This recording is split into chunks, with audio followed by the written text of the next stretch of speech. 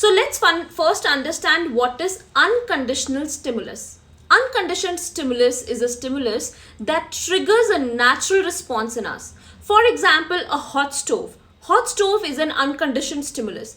As soon as we touch the hot stove, we have a reflex and we pull back our hand. Our response is natural and unlearned.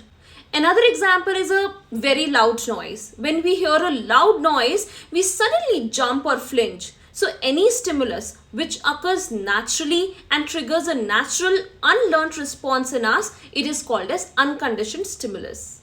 Next is unconditioned response. An unconditioned response is an automatic response or a response that occurs without much thought when an unconditioned stimulus is present.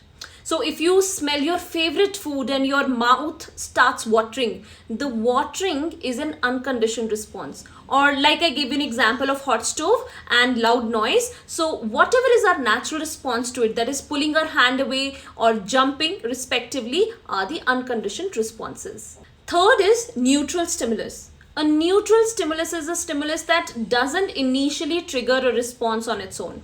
So let's say, for example, if you hear the sound of a fan but don't feel the breeze, it wouldn't necessarily trigger a response in you. That would make it a neutral stimulus.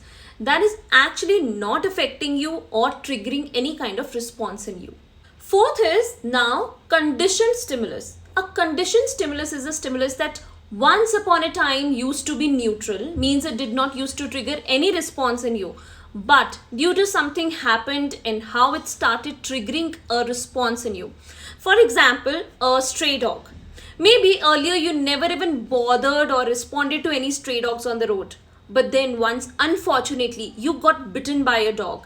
And now whenever you see any dog, you become so scared, or maybe you develop a phobia or something of dogs. So this dog, which was a neutral stimulus once, has now become a conditioned stimulus as you have learned to respond to this stimulus.